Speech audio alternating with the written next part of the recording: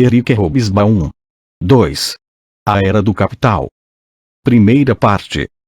Prelúdio Revolucionário. Primeiro capítulo.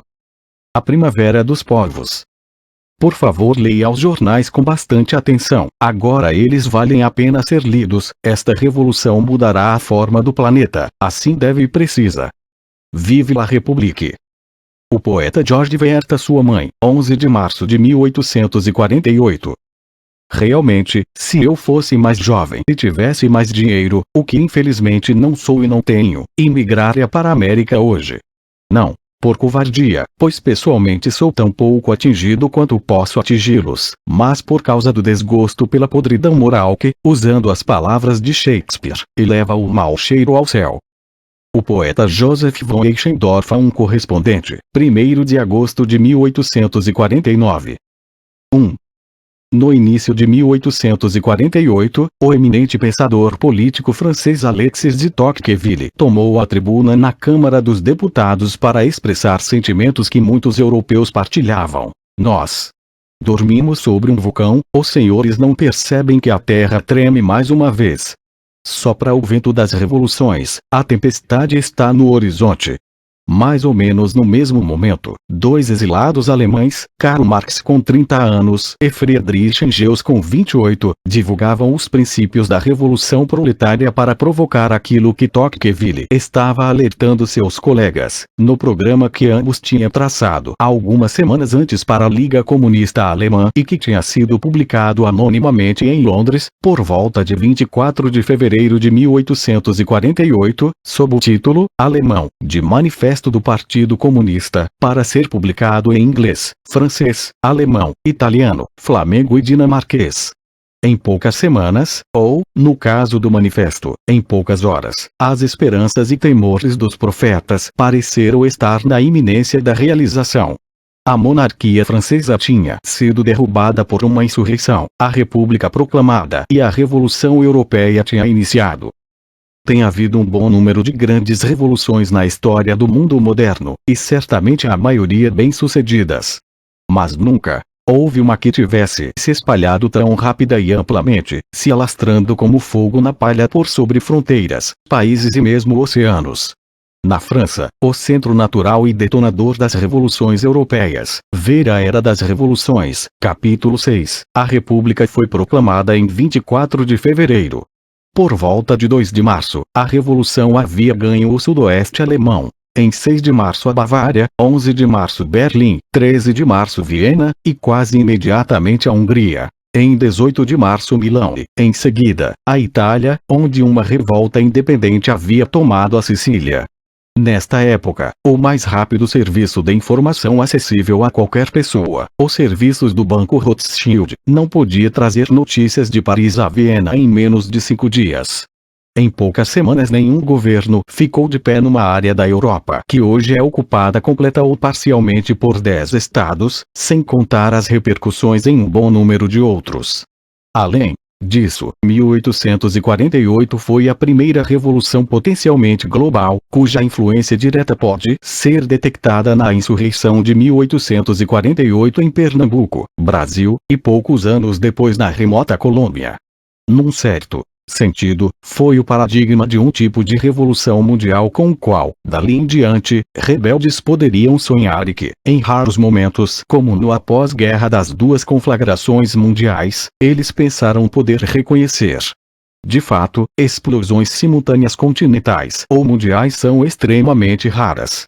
1848 na Europa foi a única a afetar tanto as partes desenvolvidas quanto as atrasadas do continente. Foi ao mesmo tempo a mais ampla e a menos bem-sucedida deste tipo de revoluções. No breve período de 6 meses de sua explosão, sua derrota universal era seguramente previsível. 18 meses depois, todos os regimes que derrubara foram restaurados, com a exceção da República Francesa que, por seu lado, estava mantendo todas as distâncias possíveis em relação à revolução a qual devia sua própria existência. As revoluções de 1848, portanto, possuem uma curiosa relação com o conteúdo deste livro. mas pela sua ocorrência, e pelo medo de sua recorrência, a história da Europa nos 25 anos seguintes seria muito diferente. 1848 estava bem longe de ser o ponto crítico quando a Europa falhou em mudar. O que a Europa falhou foi em mudar de uma forma revolucionária. Já que tal não ocorreu, o ano da Revolução permanece sozinho, uma abertura mas não a ópera principal, uma entrada cujo estilo arquitetônico não leva exatamente ao que se espera quando se passa através do portão. 2. A Revolução triunfou através de todo o centro do continente europeu, mas não na sua periferia. Isto inclui países demasiadamente remotos ou isolados em sua história para serem diretamente atingidos de alguma maneira, por exemplo, a Península Ibérica, Suécia e Grécia, demasiadamente atrasados para possuir a estratificação social politicamente explosiva da zona revolucionária, por exemplo Rússia e o Império Otomano, mas também os únicos países já industrializados, cujo jogo político já estava sendo feito de acordo com regras diferentes, como a Inglaterra e a Bélgica. Mesmo assim, a zona revolucionária, consistindo essencialmente da França e da Confederação Alemã, do Império Austríaco com seus limites no sudeste europeu e da Itália era suficientemente heterogênea para incluir regiões tão atrasadas e diferentes como Calábria e Transilvânia, tão desenvolvidas como a Úria-Saxônia, tão alfabetizadas como a Prússia e letradas como a Sicília, tão remotas uma para outra como Kiel e Palermo, Perpignan e Bucareste. A maioria destes lugares era dirigida por aquilo que podemos chamar de monarcas ou príncipes absolutos, mas a França já era um reino constitucional e burguês, e a única república significativa do continente, a Confederação Helvética, já havia iniciado o ano da Revolução como uma breve guerra civil, no final de 1847.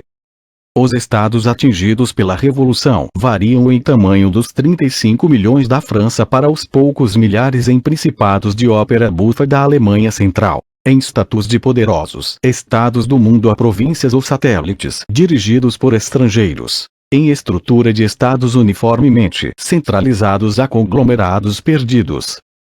Acima de tudo, a história, estrutura econômica e social, e a política dividiram a zona revolucionária em duas partes, cujos extremos pareciam ter pouco em comum. Suas estruturas sociais diferiam, fundamentalmente, exceto por aquela prevalência substancial e praticamente universal dos homens do campo sobre os homens da cidade, das pequenas cidades sobre as grandes. Um fato facilmente verificável, pois a população urbana e especialmente as grandes cidades eram desproporcionalmente proeminentes em política. No oeste, camponeses eram legalmente livres e grandes estados, relativamente pouco importantes. No leste, eles eram ainda servos e a propriedade da terra continuava largamente concentrada nas mãos da nobreza rural. Ver capítulo 10 mais adiante.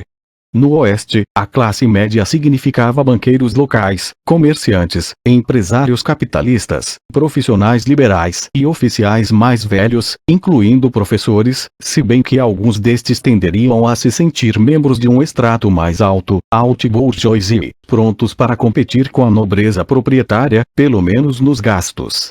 A leste, o extrato urbano equivalente consistia largamente de grupos nacionais distintos da população nativa, tais como os alemães e os judeus.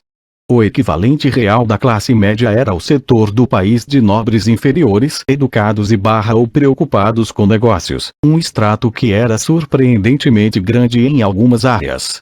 A zona central, da Prússia ao norte até a Itália, central e do norte ao sul, que era no sentido coração da zona revolucionária, combinou, de várias formas, as características das regiões relativamente desenvolvidas e atrasadas. Politicamente, a zona revolucionária era igualmente heterogênea. Excetuando-se a França, o que estava em jogo não era meramente o conteúdo político e social destes estados, mas sua forma ou mesmo existência. Os alemães tomaram o caminho de construir uma Alemanha, deveria ser unitária ou federal, de um punhado de principados germânicos de vários tamanhos e características. Os italianos tentaram fazer o que o chanceler austríaco Metternich arrogantemente, mas não inacuradamente, descreveu como sendo uma mera expressão geográfica, uma Itália unida. Ambos, com a visão limitada dos nacionalistas, incluíram em seus projetos povos que não se sentiam alemães ou italianos, como os checos. Os alemães, italianos praticamente todos os movimentos nacionais envolvidos na Revolução, exceto os franceses, viram-se lutando contra o grande império multinacional dos Habsburgos, que espalhava-se pela Alemanha e Itália, também incluindo os checos, húngaros, uma parte substancial de poloneses, rômanos, iugoslavos e outros povos eslavos. Alguns destes, ou pelo menos seus porta-vozes, viam o império como uma solução menos ruim do que serem absorvidos por algum nacionalismo expansionista, como o dos alemães ou dos húngaros. Se a Áustria não existisse, parece ter dito o professor Palak, porta-voz dos checos, seria preciso inventá-la. Através da zona revolucionária, diversas dimensões operavam simultaneamente. Os radicais confessadamente tinham uma simples solução: uma república democrática unitária e centralizada da Alemanha, Itália, Hungria ou o país que ocorresse ser constituído de acordo com os princípios da Revolução Francesa sobre as ruínas de todos os reis e príncipes, e que empunhasse sua versão da bandeira tricolor que, usada no modelo francês, era o modelo básico de uma bandeira nacional. Os moderados, por seu turno, estavam emaranhados numa teia de cálculos complexos, baseados essencialmente no medo à democracia, que eles acreditavam ser equivalente à revolução social. Aonde as massas ainda não houvessem desalojado os príncipes, seria pouco esperto encorajá-las a minar a ordem social, e onde o tivessem feito, seria desejável retirá-las das ruas e desmantelar as barricadas, que eram os símbolos às 29 essenciais de 1848. Portanto, a questão era quais os príncipes, paralisados mas não depostos pela Revolução, que poderiam ser persuadidos a apoiar a boa causa. Como deveria exatamente ser criada uma Alemanha ou Itália liberais, sob que forma constitucional e sob os auspícios de quem? Poderia este plano conter igualmente o rei da Prússia e o imperador da Áustria, como os grandes alemães moderados pensavam, não confundir com os democratas radicais que eram, por definição, grandes alemães de um tipo diferente, ou precisaria ser pequeno alemão, e excluir a Áustria?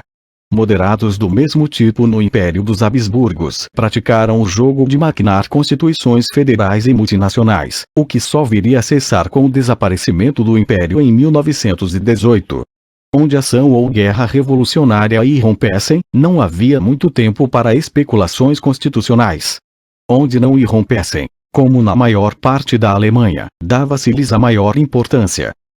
Visto que a maior proporção de moderados liberais ali consistiam de professores e funcionários civis, 68% dos deputados na Assembleia de Frankfurt eram funcionários públicos, 12% pertenciam às profissões livres. Os debates deste parlamento de vida curta transformaram-se num paradigma de inteligente futilidade.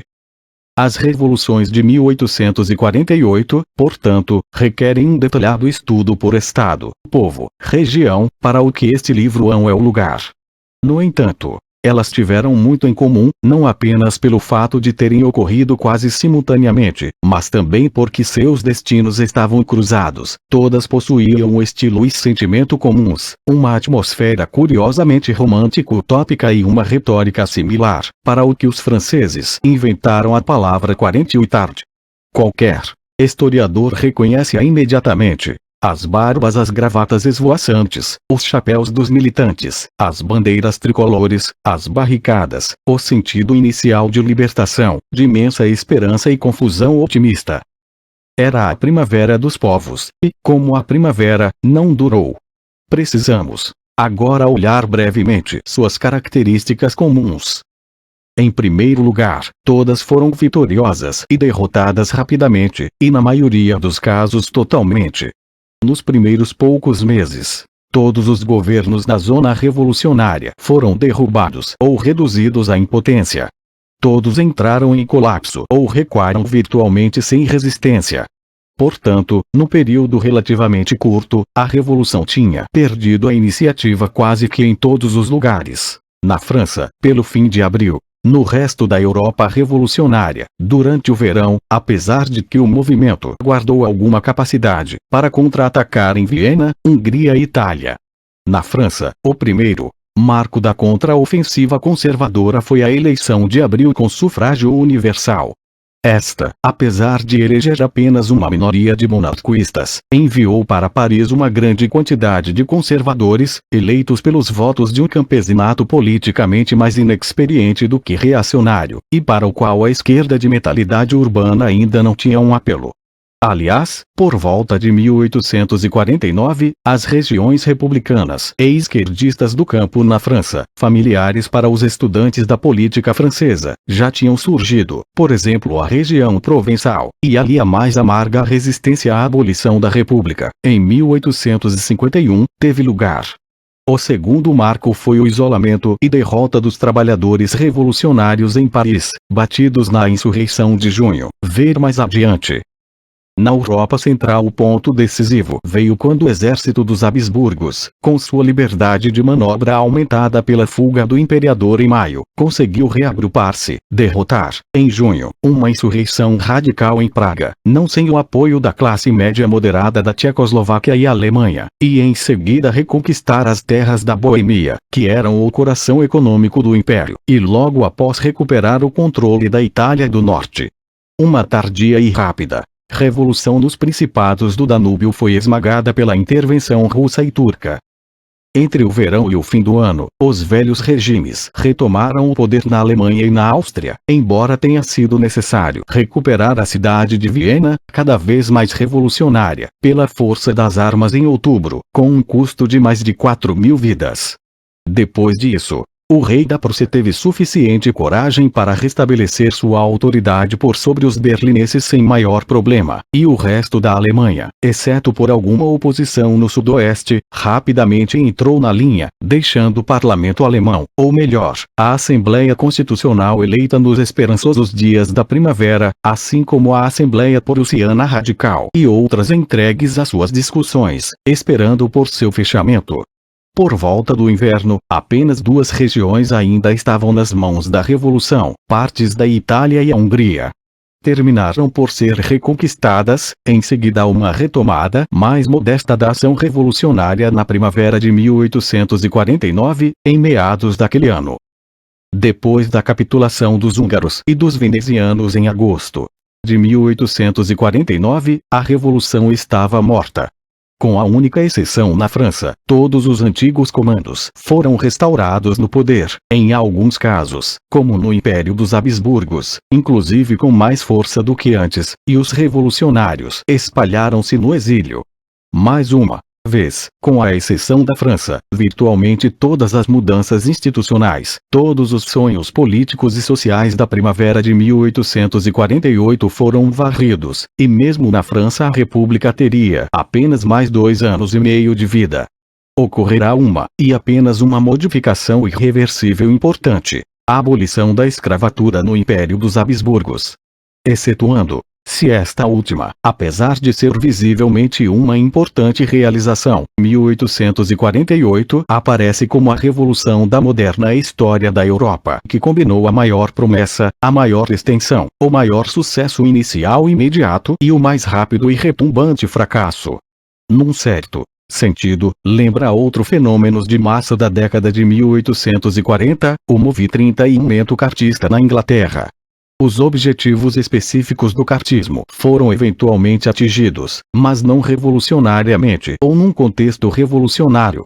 Suas grandes aspirações não chegaram a ser perdidas, mas a ação que deveria tê-las levado à frente era completamente diferente da de 1848. Não é um acidente que o documento daquele ano, que viria a ter o mais duradouro e significativo efeito na história mundial, tenha sido um manifesto comunista.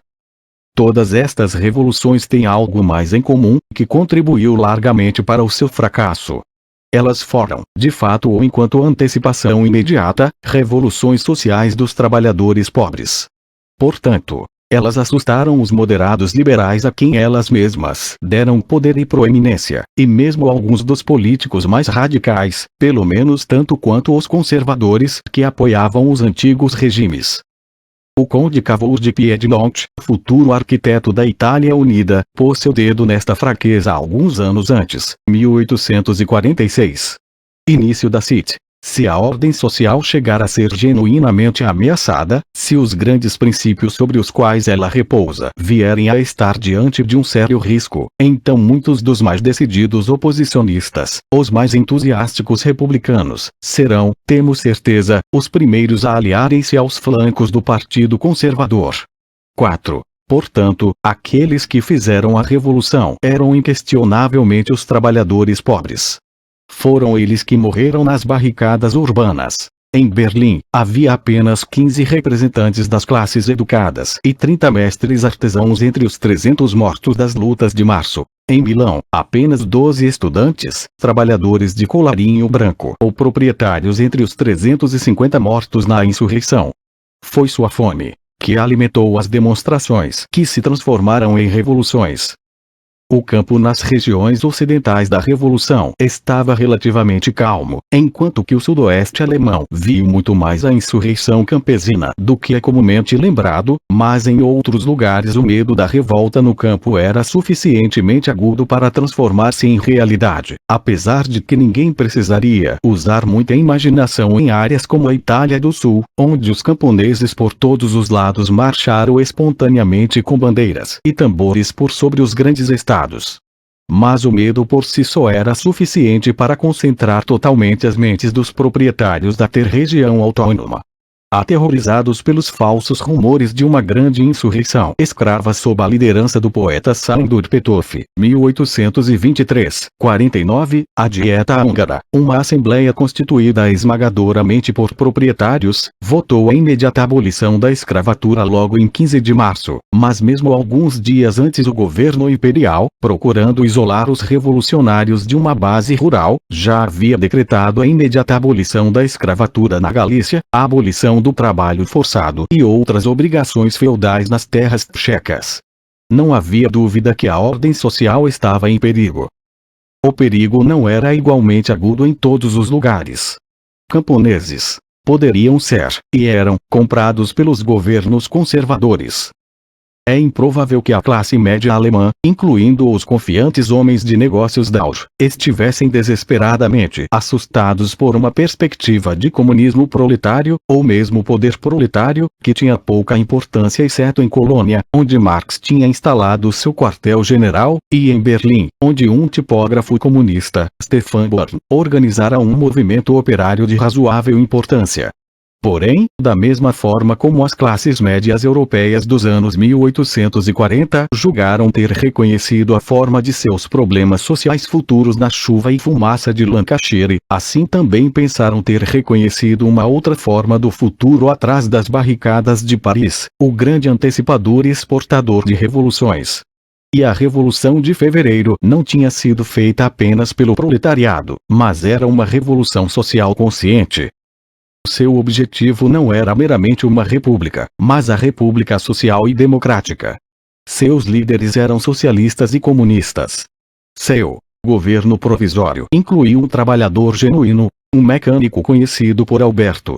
Por alguns dias houve dúvidas se sua bandeira seria a tricolor ou a bandeira vermelha da revolta social.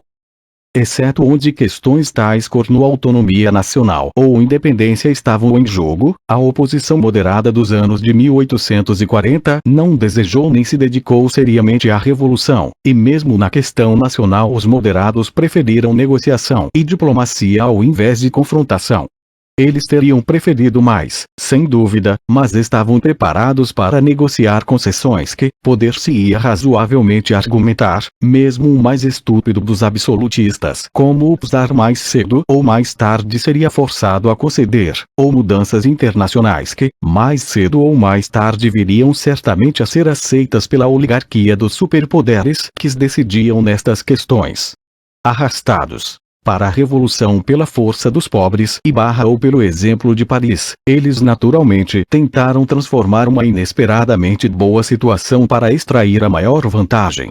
Portanto, em última análise, eles estavam certamente, e desde o começo, muito mais assustados pelo perigo de sua própria esquerda do que pelos velhos regimes. Quando as barricadas subiram em Paris, todos os liberais moderados, e, como observou Cavour, uma razoável proporção de radicais, passaram a ser conservadores em potencial. Como a opinião moderada mais ou menos rapidamente mudava de lado ou desertava, os trabalhadores e os intransigentes entre os radicais democratas ficavam isolados, ou, o que era mais fatal, ficavam diante de uma união de conservadores e ex-moderados aliados ao velho regime, o Partido da Ordem, como os franceses chamaram. 1848 fracassou porque ficou evidenciado que a confrontação decisiva não era entre os velhos regimes e as forças do progresso unidas, mas entre ordem e revolução social. Sua confrontação crucial não foi a de fevereiro em Paris, mas a de junho em Paris, quando os trabalhadores, manobrados para uma insurreição isolada, foram derrotados e massacrados. Eles lutaram e morreram bravamente. Cerca de 1.500 caíram na luta das ruas, 2/3 dos mortos do lado do governo. É característica da ferocidade do ódio que os ricos nutrem pelos pobres o fato de que uns 3.000 foram trucidados depois da derrota, enquanto outros 12.000 foram aprisionados, a maioria deportada para campos de trabalho na Argélia. Por seu turno, a Revolução de Fevereiro em Paris custará apenas 370 vidas. Portanto, a Revolução manteve seu ímpeto somente onde os radicais eram suficientemente fortes e suficientemente ligados com o movimento popular para empurrar os moderados para frente, ou fazê-la sem eles. Isto era mais provável de ocorrer em países onde a questão crucial era a libertação nacional, um objetivo que requer a contínua mobilização das massas. Eis porque a Revolução durou mais na Itália e sobretudo na Hungria. Na França a unidade nacional e a independência não estavam em questão. O nacionalismo alemão estava preocupado com a unificação de numerosos estados separados, o que era, porém, impedido não pela dominação alienígena mas, exceto por alguns interesses particularistas, pela atitude de dois superpoderes que se consideravam a si próprios alemães, Prússia e Áustria. As aspirações nacionais eslavas entraram em conflito logo de início com as das nações revolucionárias, como as dos alemães e magiares, e calarão-se dali em diante, se não chegaram mesmo a apoiar a contra-revolução. Mesmo a esquerda tcheca olhou o Império dos Habsburgos como uma proteção à absorção por uma Alemanha nacional. Os poloneses não tomaram nenhuma parte importante nesta revolução. Na Itália, os moderados, unidos na retaguarda do anti-austríaco rei de Piedimonte com as fileiras engrossadas depois da insurreição de Milão pelos principados menores, tomaram a dianteira na luta contra o opressor, enquanto não perdiam de vista os republicanos e a revolução social. Graças à fraqueza militar dos estados italianos, a hesitação de Piedimonte, talvez acima de tudo, a recusa de apelar aos franceses, que dariam apoio, acreditava-se, à causa republicana, eles foram duramente derrotados pelo exército austríaco em Custoza, no mês de julho. Pode ser notado, de passagem, que o grande republicano G. Mazzini, 1805-72, com seu infalível instinto para o que era politicamente fútil, opôs-se a um pedido de ajuda aos franceses. A derrota desacreditou os moderados e passou a liderança da libertação nacional aos radicais, que tomaram o poder em diversos estados italianos 34 anos durante o outono, para finalmente conseguir instalar uma república romana em 1849, dando a Mazzini ampla oportunidade para a retórica. Veneza, sob o governo de um advogado sensível, Daniele Manin, 1804-57, já havia se tornado uma república independente, ficando fora dos distúrbios até que foi inevitavelmente reconquistada pelos austríacos, mais tarde até do que os húngaros, no final de agosto de 1849. Os radicais não foram uma ameaça militar para a Áustria. Quando eles fizeram com que Piedmont declarasse guerra novamente em 1849, os austríacos os venceram facilmente em Novara, no mês de março. Além disso, apesar de mais determinados a expulsar os austríacos e unificar a Itália, eles partilhavam, de modo geral, do medo dos moderados pela Revolução Social. Mesmo Mazzini, com todo o seu zelo pelo homem comum, preferia que este confinasse seus interesses a questões espirituais, detestava socialismo e opunha-se a qualquer interferência com a propriedade privada. Depois deste fracasso inicial, a Revolução Italiana viveu do tempo dos outros. Ironicamente, Entre aqueles que suprimiram estavam os exércitos da França, que reconquistou Roma em junho. A expedição romana era uma tentativa de assegurar a influência diplomática francesa mais uma vez na península contra a Áustria. Também teve a vantagem extra de ser popular entre os católicos, apoio este que o regime pós-revolucionário confiava receber. Diferentemente da Itália, a Hungria já era uma entidade política mais ou menos unificada, as terras da coroa de Santo Estevão, com uma constituição eficiente, um não negligenciável grau de autonomia, e quase todos os elementos de um Estado soberano exceto independência. Sua fraqueza era que a aristocracia magiar, que governava esta vasta e esmagadora área, governava não somente o campesinato da grande planície, mas também uma população da qual talvez uns 60% consistisse de croatas, sérvios, eslovacos, romenos e ucranianos, sem mencionar uma substancial minoria alemã. Estes povos camponeses não eram antipáticos a uma revolução que libertasse os escravos, mas sentiam antagonismo pela recusa demonstrada inclusive por alguns radicais de Budapeste em fazer qualquer concessão no sentido de reconhecer suas diferenças nacionais em relação aos magiares. Os representantes destas minorias eram hostilizados por uma feroz política de magiarização que objetivava incorporar algumas regiões fronteiriças, ainda de alguma forma autônomas, no Estado magiar centralizado e unitário. A corte em Viena, seguindo a habitual máxima imperialista divide e impera, ofereceu-lhes apoio. Viria a ser o exército croata, sob o comando do barão de Jelačić, um amigo de Gaj, o pioneiro do nacionalismo iugoslavo, quem comandaria o assalto a Viena e a Hungria revolucionárias. Apesar disso, na área que hoje aproximadamente contém a Hungria, a revolução conseguiu manter o apoio de massa do povo magiar, por razões nacionais e sociais. Os camponeses consideravam ter recebido sua liberdade não do imperador, mas da revolucionária Dieta Húngara. Esta foi a única parte da Europa onde a derrota da revolução foi seguida de algo parecido a uma guerrilha rural, que o famoso bandido Sándor Rózsa manteve por vários anos. Quando a revolução estourou, a Dieta, consistindo de uma câmara alta de moderados magnatas comprometidos e de uma câmara baixa dominada por nobres rurais e advogados radicais, teve apenas que trocar protestos exigindo ação. Tal veio rapidamente a ocorrer, sob a liderança de um hábil advogado, jornalista e orador, Louis Kossuth, 1802-94, que viria a se tornar a personalidade revolucionária internacionalmente mais famosa de 1848. Por razões práticas, a Hungria, sob o governo de coalizão moderado radical relutantemente autorizado por Viena, era um estado autônomo, pelo menos até que os Habsburgos estivessem em condições de reconquistá-la. Depois da Batalha de Custoza, eles pensaram que já estavam cancelando as leis da Reforma Húngara de março e invadindo em seguida o país, colocaram os húngaros diante da alternativa de capitulação ou radicalização.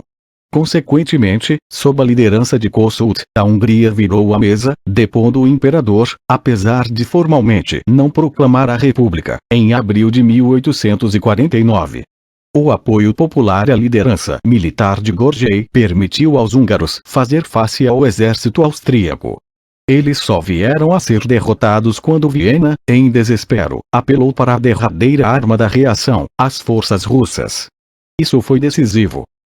Em 13 de agosto, a parcela remanescente do exército húngaro capitulou, não para o comando austríaco, mas para o russo.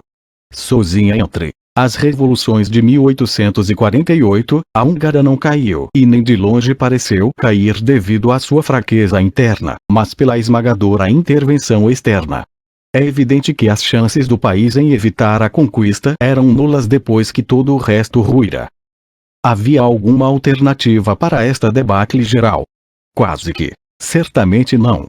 Dos principais grupos sociais envolvidos na revolução, a burguesia, como já vimos, descobriu que preferia a ordem à chance de pôr em prática todo o seu programa, quando diante da ameaça à propriedade. Diante do confronto com a Revolução Vermelha, os moderados liberais e os conservadores marchavam ombro a ombro. Os notáveis na França, quer dizer, as pessoas de respeito, influentes e ricas que dirigiam as questões políticas daquela nação, deram fim à sua longa e antiga luta entre os partidários dos Bourbons, dos Orléans, mesmo dos que apoiavam a República, e adquiriram uma consciência de classe nacional através de um emergente e novo partido da Ordem. As figuras-chave na monarquia restaurada dos Habsburgos viriam a ser o ministro do Interior Alexander Bach, 1806-67, um antigo moderado liberal oposicionista, e o magnata do comércio e navios Cavon Brook, 1798-1860, figura-chave no porto de Trieste. Os banqueiros e comerciantes da região d'Auge, que falavam pelo liberalismo burguês prussiano, teriam preferido uma monarquia constitucional limitada, desde que confortavelmente estabelecida como os 36 pilares de uma Prússia restaurada, onde todos os eventos viessem a prescindir de um sufrágio democrático. De volta, os regimes conservadores restaurados estavam bem preparados para fazer concessões ao liberalismo econômico, legal e até cultural dos homens de negócios, desde que isto não significasse um recuo político. Como veremos mais tarde, os anos reacionários de 1850 viriam a ser, em termos econômicos, um período de sistemática liberalização. Em 1848-49, os moderados liberais fizeram então duas importantes descobertas na Europa Ocidental: que revoluções eram perigosas e que algumas de suas mais substanciais exigências, especialmente nos assuntos econômicos, poderiam vir a ser atingidas se elas. A burguesia cessara, então, de ser uma força revolucionária. O grande corpo de radicais da baixa classe média, artesãos descontentes, pequenos proprietários e mesmo agricultores, cujos porta-vozes e líderes eram intelectuais, especialmente jovens e marginais, formavam uma força revolucionária significativa, mas dificilmente uma alternativa política. Eles alinhavam-se, em geral, com a esquerda democrática. A esquerda alemã pedia novas eleições, pois seu radicalismo fizera grande estardalhaço em muitas áreas no final de 1848 e início de 1849, apesar de então já não mais dominar as grandes cidades, que haviam sido reconquistadas pela reação. Na França, os democratas radicais conseguiram 2 milhões de votos em 1849, contra 3 milhões para os monarquistas e 800 mil para os moderados. Os intelectuais forneceram seus ativistas, mas apenas em Viena a Legião Acadêmica de Estudantes chegou a formar efetivamente tropas de choque para combate. Chamar 1848 de a Revolução dos Intelectuais é um erro. Eles não eram mais importantes nesta revolução que em quaisquer das outras que ocorreram, assim como esta, em países relativamente atrasados, onde um melhor do extrato médio consistia de pessoas caracterizadas por sua escolarização e comando da palavra escrita, graduados de todos os tipos, jornalistas, professores, funcionários. Mas não havia dúvida de que os intelectuais eram proeminentes. Poetas tais como Petőfi na Hungria, Herweg e Freiligrath na Alemanha, que pertencia ao corpo editorial da Neue Rheinische Zeitung, Victor Hugo e o consistente moderado Lamartine na França, os professores franceses, ainda que suspeitos para os governos, permaneceram quietos sob a monarquia de Júlio e supõe-se terem feito frente com a ordem em 1848. Acadêmicos em grande número na Alemanha, a maioria no lado moderado. Médicos como C.G. Jacobi, 1804, 51, na Prússia, Adolf Fischoff, 1816, 93, na Áustria. Cientistas como F.V. Raspail, 1794, 1878, na França. E uma vasta quantidade de jornalistas e publicistas dos quais Kossuth era entre todos o mais celebrado e Marx provava ser o mais formidável. Como indivíduos, tais homens podiam exercer um papel decisivo, como membros de um estado social específico ou como membros de uma pequena burguesia radical, não o podiam. O radicalismo dos pequenos que tinha expressão na exigência de uma Constituição democrática de Estado, fosse constitucional ou republicana, fornecendo-lhes a maioria para si seus aliados camponeses, assim como um governo democrático local que lhes desse controle sobre a propriedade municipal e sobre uma série de funções atualmente exercidas pelos burocratas. 7. Era suficientemente genuíno, mesmo com uma crise secular numa das mãos e uma depressão econômica temporária na outra, proporcionando um gosto um pouco amargo. O radicalismo dos intelectuais possuía raízes um pouco menos profundas. Tinha sua base largamente, como descobriu-se depois, na inabilidade da nova sociedade burguesa, de antes de 1848, em produzir suficiente número de postos de status adequado para os educados, que produzia em quantidades sem precedentes, e cuja recompensa salarial era bem mais modesta que suas ambições.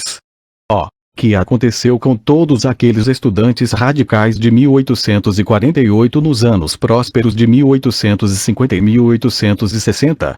Eles continuaram a herança da tradição familiar e finalmente se acomodaram.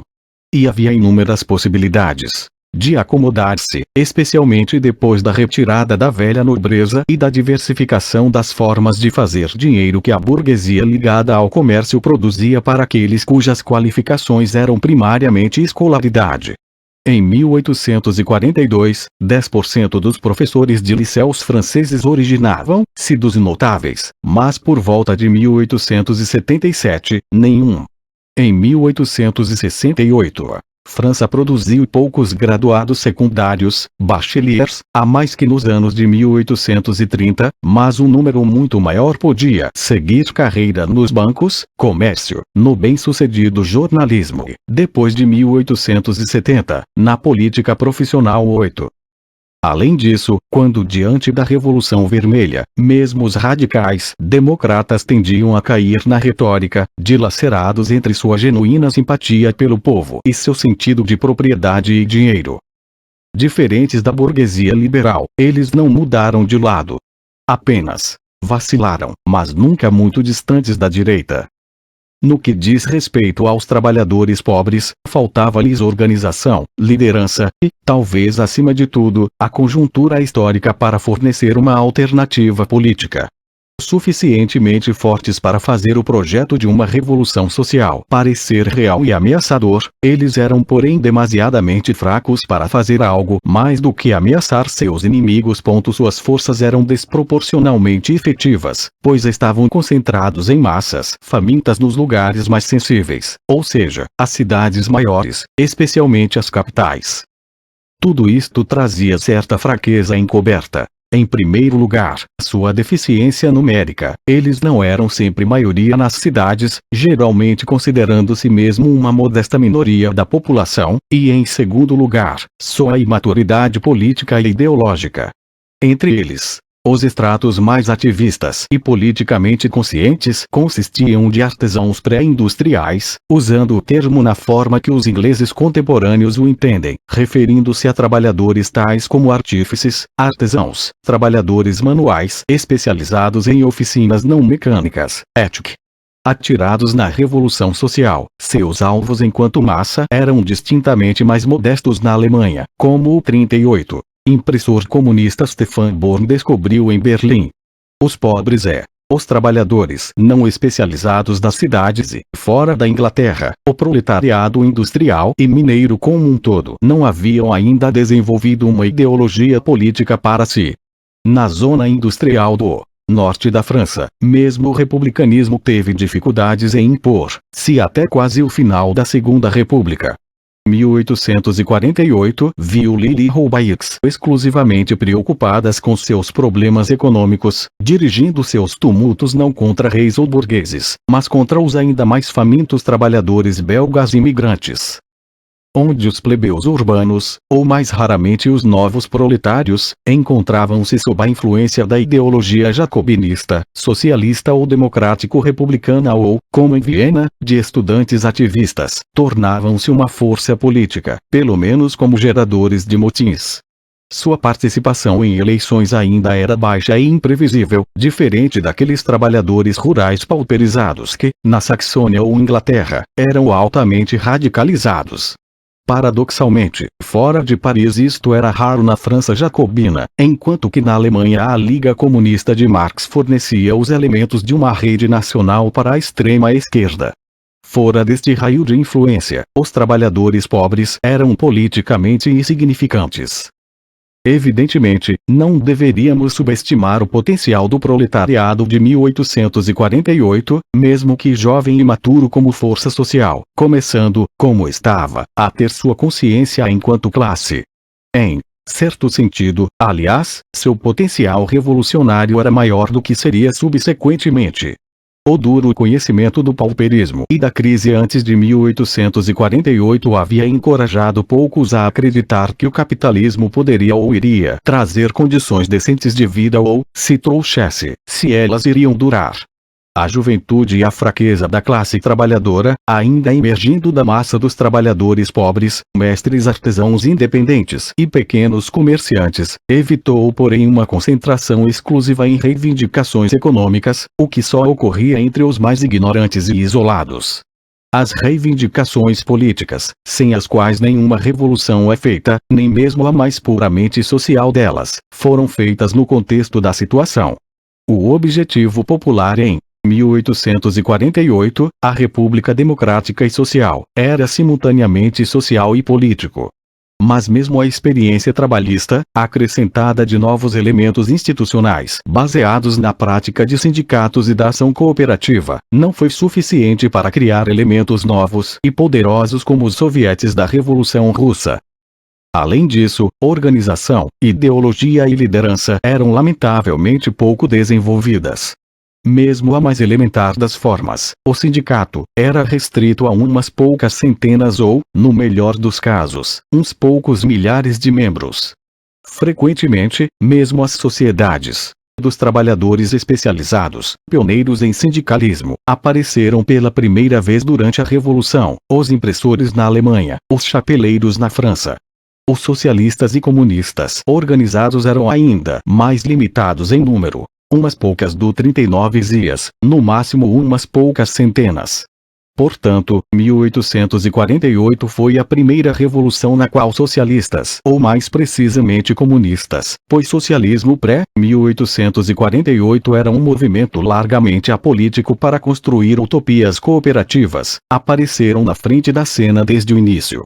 Era o ano não apenas de Kossuth, Aledru Rollin, 1807, 74, e Mazzini, mas de Karl Marx, 1818, 83, Louis Blanc, 1811, 82, e L.A. Blanqui, 1805, 81. O severo rebelde que saiu de uma vida na prisão apenas quando libertado pelas revoluções, de Bakunin e mesmo de Proudhon.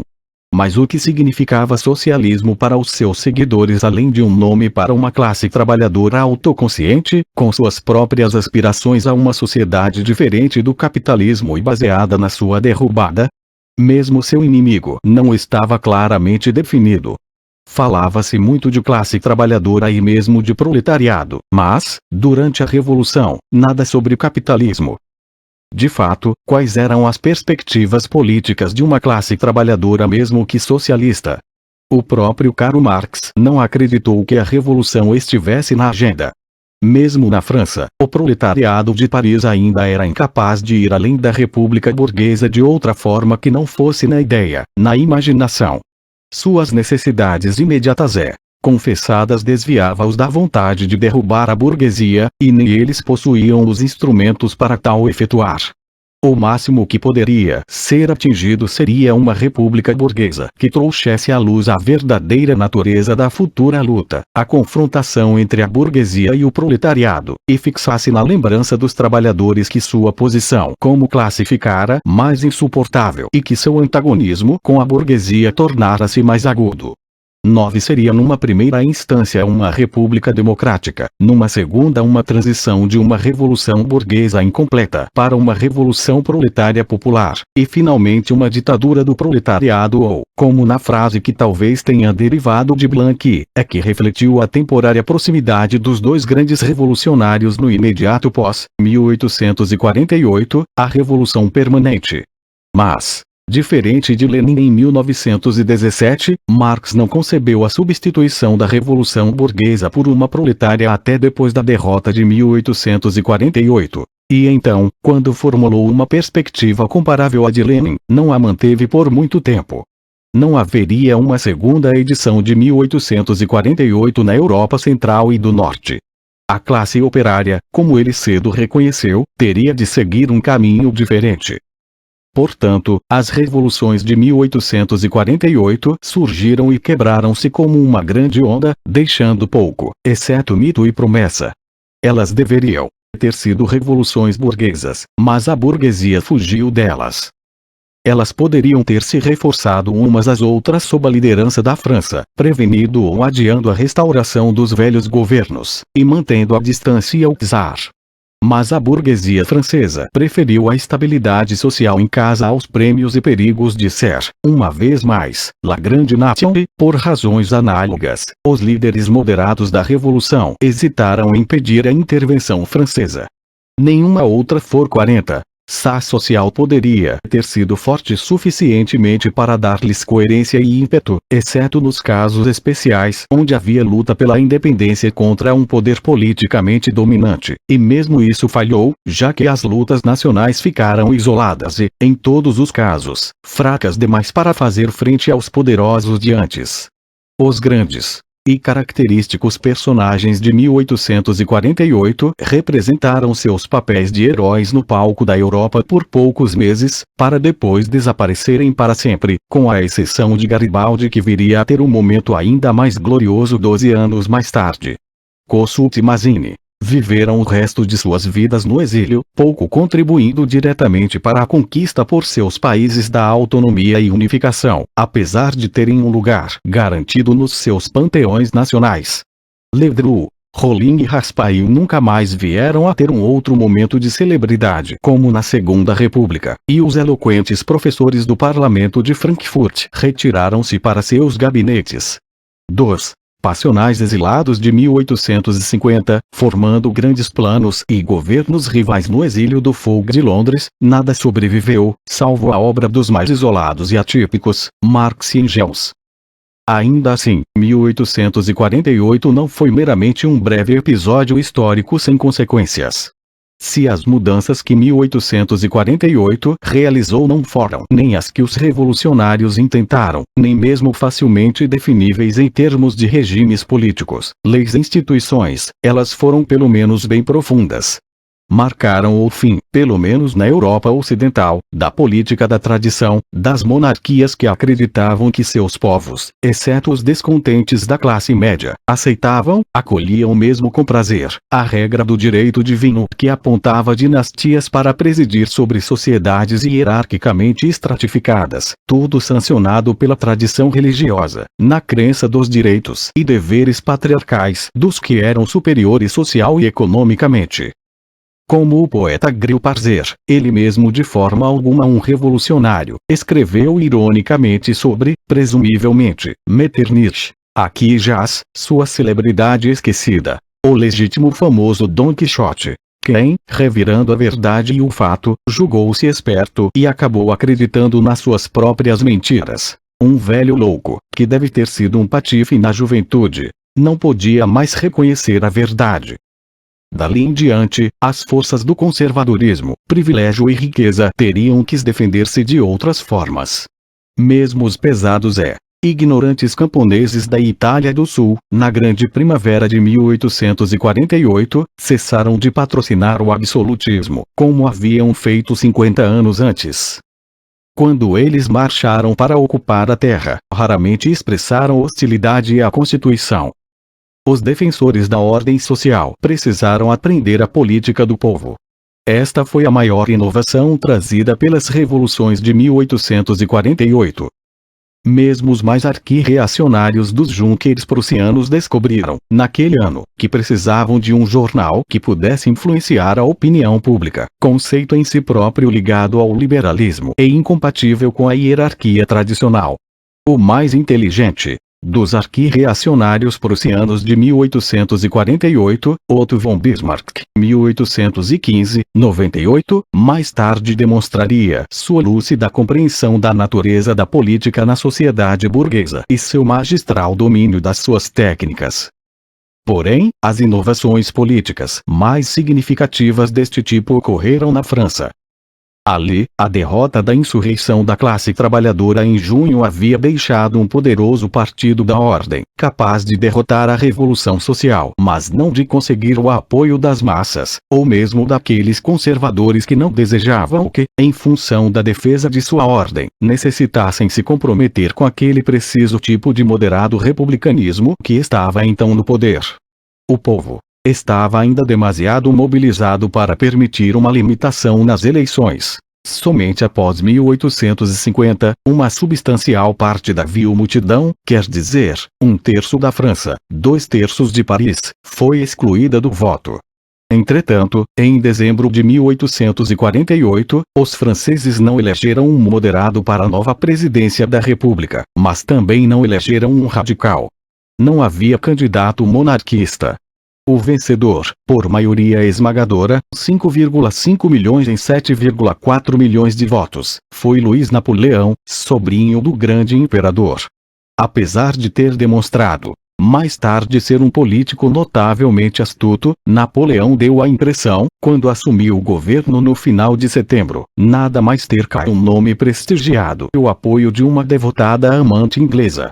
Evidentemente ele não era um revolucionário no sentido social, mas também não era um conservador.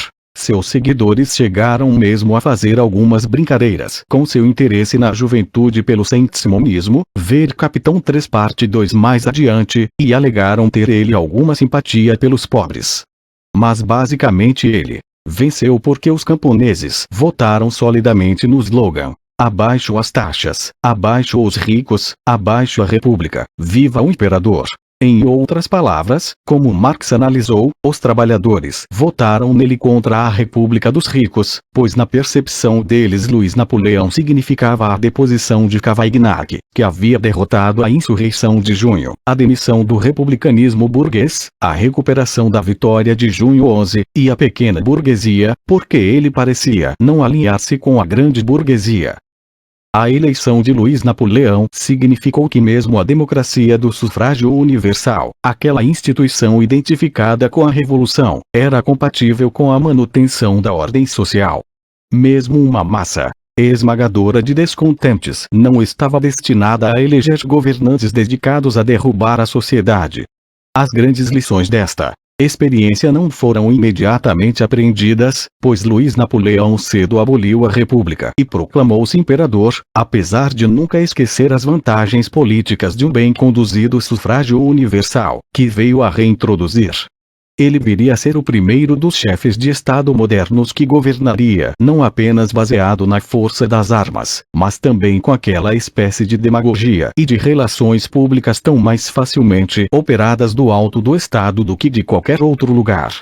Sua experiência demonstra não apenas que a ordem social podia aparecer como uma força capaz de atrair a esquerda, mas também uma era ou um país onde os cidadãos tinham sido mobilizados para participar na política. As revoluções de 1848 deixaram claro que a classe média, liberalismo, democracia política, nacionalismo e mesmo as classes trabalhadoras eram, daquele momento em diante, presenças permanentes no panorama político.